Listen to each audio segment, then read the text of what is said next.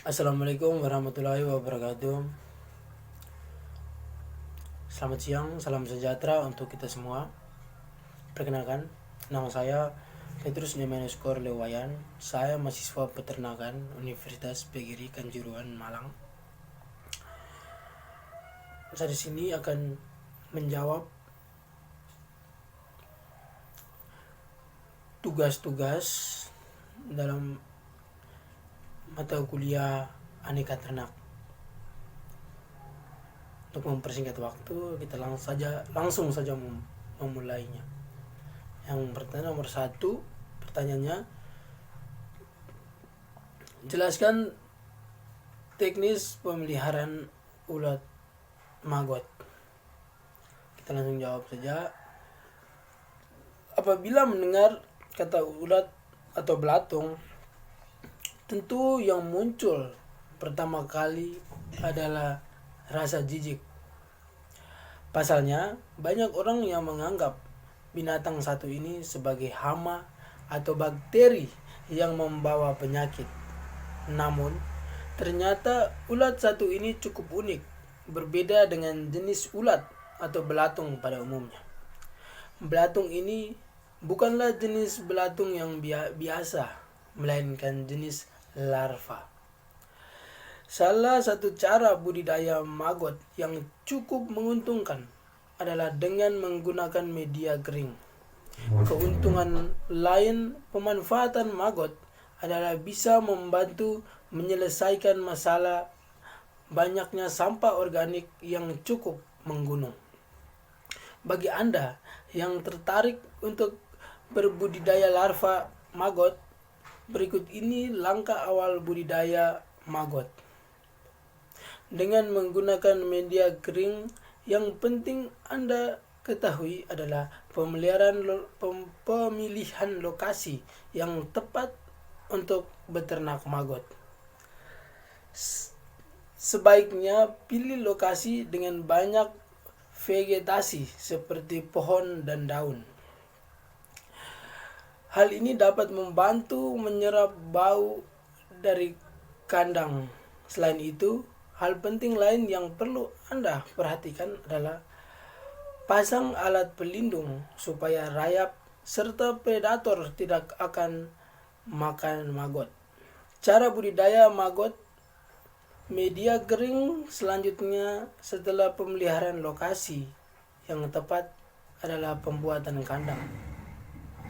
Tentu kita sudah paham jika kandang merupakan kebutuhan utama dari setiap hewan ternak.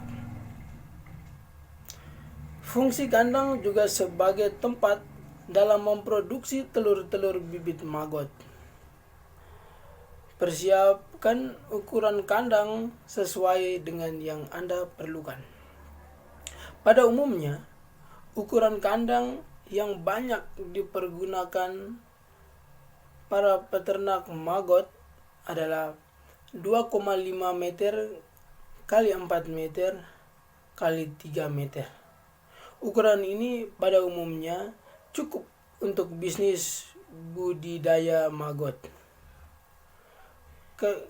kecil menengah. Dengan ukuran tersebut, Anda dapat menampung sebanyak puluhan ribu larva maggot. Itulah jawaban nomor 1. Sekarang kita lanjut ke nomor 2. Apa saja produk yang bisa dihasilkan dari beternak cacing? Siapa yang tidak kenal dengan cacing tanah? Terkadang hewan ini sangat ditakuti oleh beberapa orang karena bentuknya yang unik. Walaupun begitu, hewan invertebrata ini sangatlah dicari-cari oleh beberapa orang atau perusahaan dengan tujuan tertentu dalam jumlah yang banyak seperti pakan ternak atau bahan obat-obatan. Ini menandakan cacing tanah memiliki manfaat yang banyak sekali untuk keperluan sehari-hari.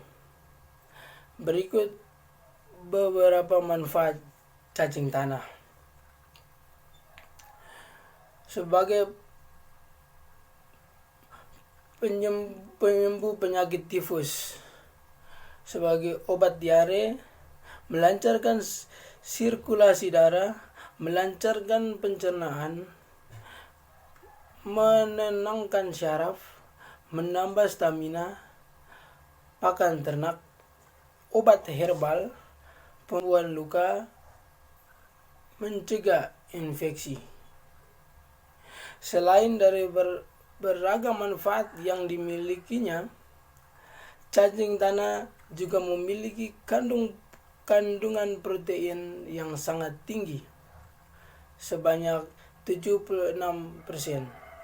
Kandungan protein cacing tanah lebih banyak daripada kandungan protein sapi yang hanya sebanyak 65%. Selain itu, cacing tanah juga memiliki kandungan asam amino 17% yang dapat membantu pembentukan sel, otot, dan sistem kekebalan tubuh.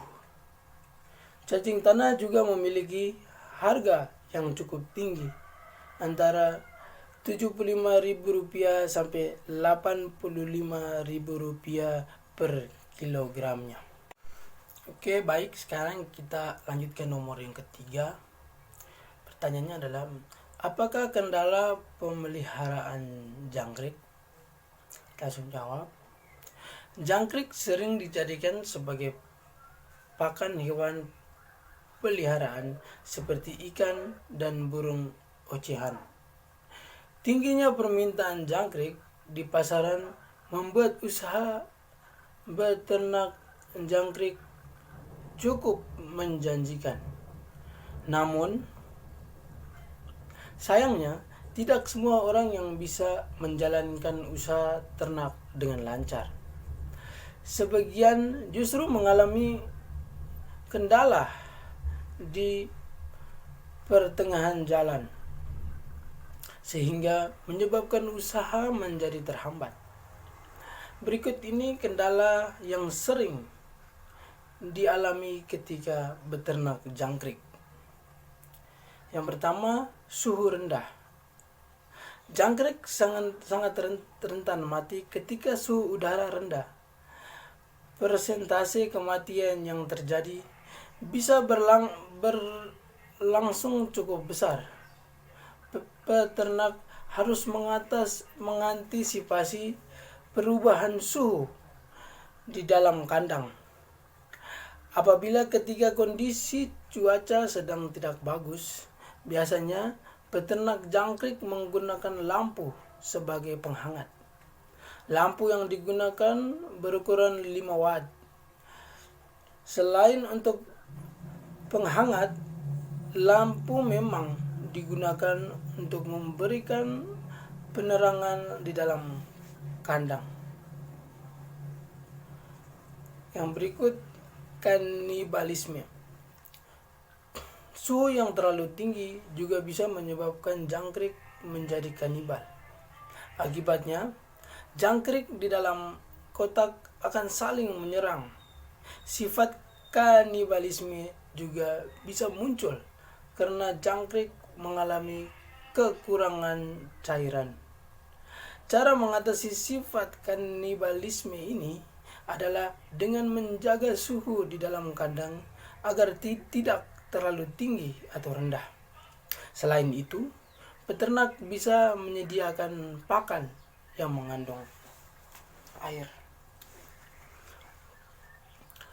Berikutnya, modal rumah beternak yang mahal. Sebenarnya, beternak jangkrik tidak perlu dilakukan di rumah budidaya khusus jika modal yang Anda miliki terbatas. Anda bisa menggunakan ruangan kosong di dalam rumah selagi ruangan tersebut ideal digunakan jangkrik berkembang biak. Yang berikutnya, rawan terkena serangan hama. Jangkrik yang berada di dalam kotak budidaya tetap rawan terkena serangan hama.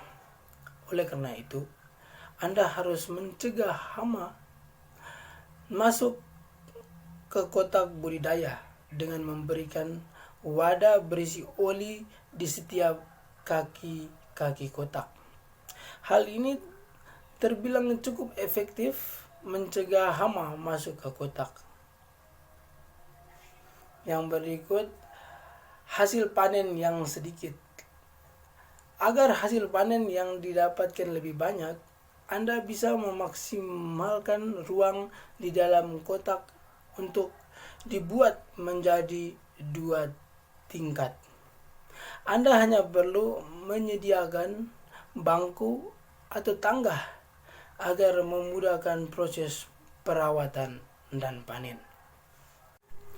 Sekarang kita ke nomor 4. Jelaskan teknik pemeliharaan. Di sini ada 3 pilihan. Yang A, burung kenari, B, bekicot, C, lovebird. Di sini saya pilih yang B, yaitu bekicot. Sekarang saya akan menjelaskannya. Ayo simak langkah-langkah mudahnya di bawah ini. Yang pertama, mempersiapkan media dan peralatannya. Pembuatan kandang. Satu hal yang perlu diperhatikan dalam melakukan budidaya ternak bekicot adalah kandang yang memiliki kelembaban dan keteduhan yang tepat, yakni sekitar 25 hingga 30 derajat Celcius. Karena dengan kandang yang dibuat dengan ketepatan suhu yang pas, maka bekicot pun bisa berkembang biak dengan maksimal. Selain itu, dalam budidaya ternak bekicot, kamu juga bisa melakukan 2 cara, yakni mencampurkan semua bekicot dari yang kecil hingga yang besar dalam satu kandang, atau bisa juga dengan cara memisahkan bekicot kecil dan besar dalam kandang yang berbeda. Nah, untuk pemeliharaan dengan cara dipisah, tentunya kamu harus memiliki kandang yang lebih banyak. Ada banyak jenis kandang untuk budidaya ternak bekicot yang bisa kamu buat. Di antaranya adalah kandang kotak kayu. Kayu yang digunakan biasanya adalah kayu kaso dengan panjang 1 meter kali 1 meter. Pada bagian dinding, kamu bisa menggunakan kawat kasah dan bagian atas bisa dibuat atap, agar bisa menjaga keteduhan kelembapan di dalam kandang. Yang berikutnya, kandang bak semen. Hampir sama buatan kandang dari kayu. Bedanya, kandang bak semen dibuat permanen. Lalu di dalam kandang juga bisa ditambahkan media tanah cacing. Agar kelembapan tetap terjaga, cacing tanah juga bisa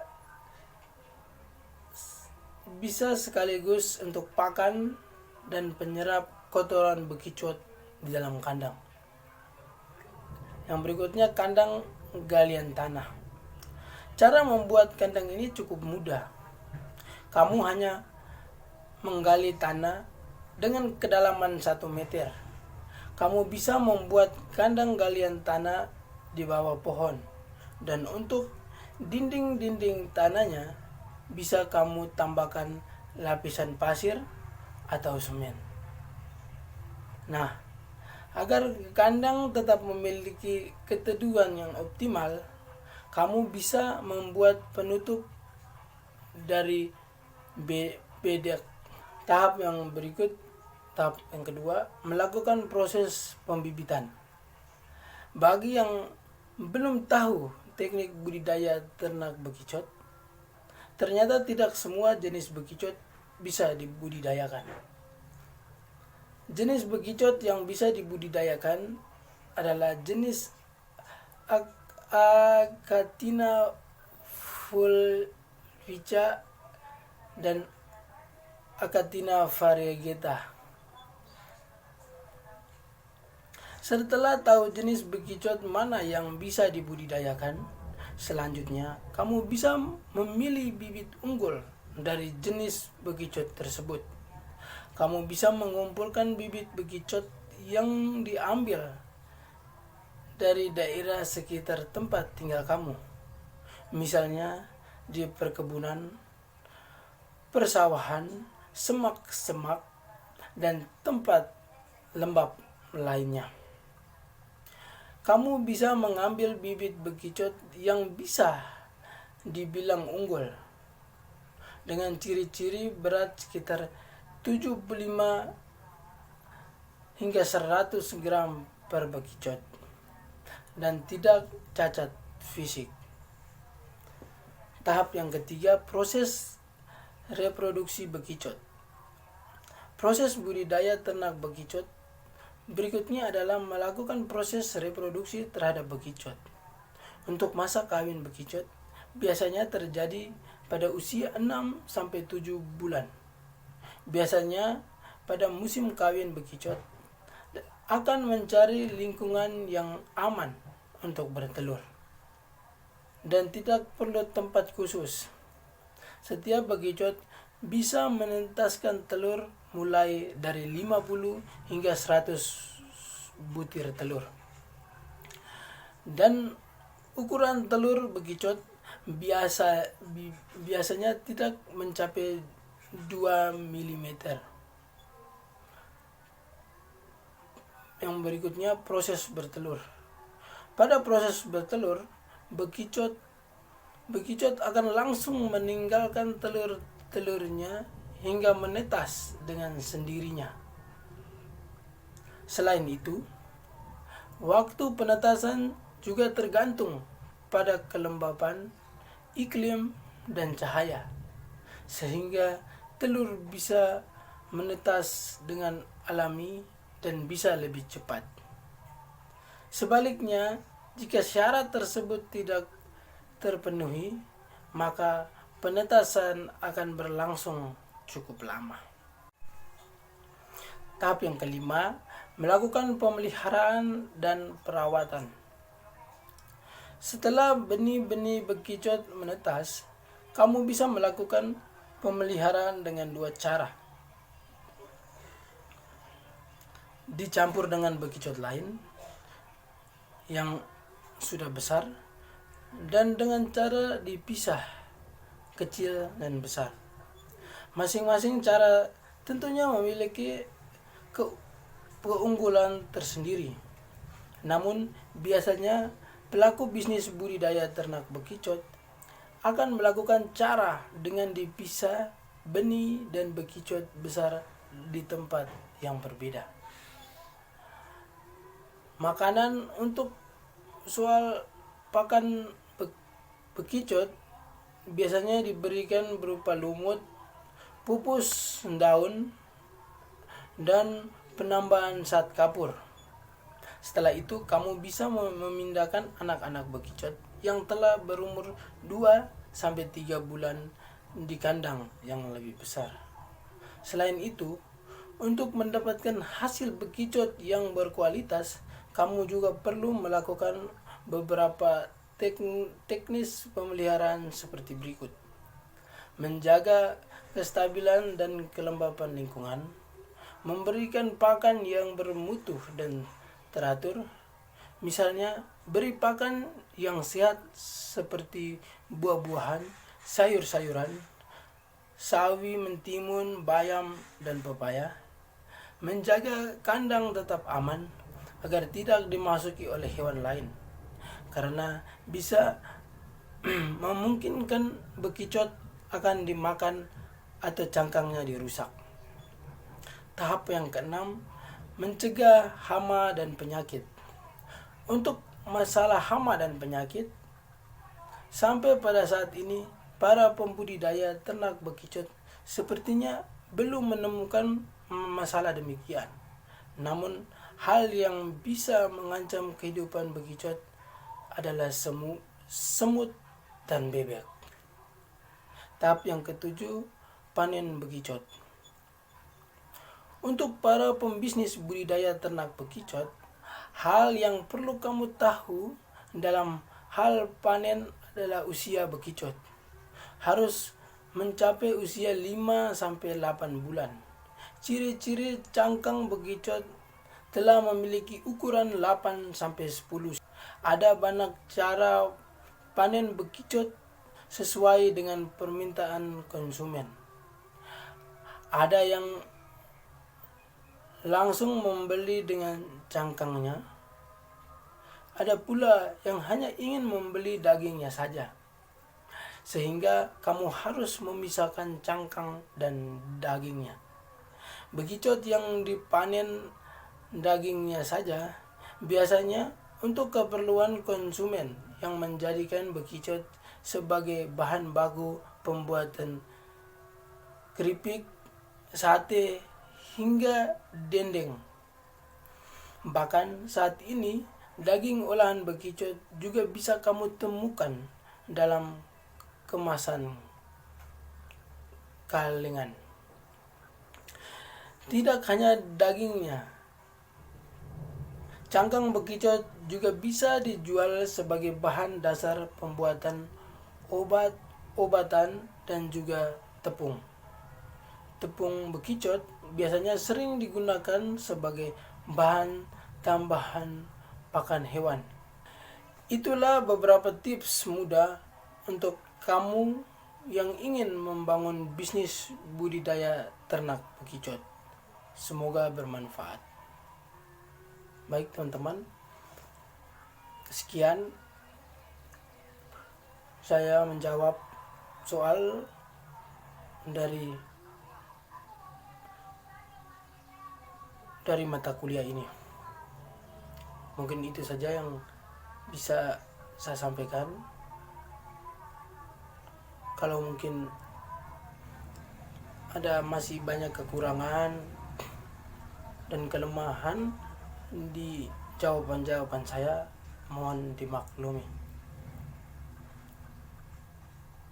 Dan kalau ada ucapan kata yang salah, saya mohon maaf yang sebesar-besarnya. Mungkin hanya itu saja. Saya akhiri. Assalamualaikum warahmatullahi wabarakatuh. Salam. Selamat siang untuk kita semua.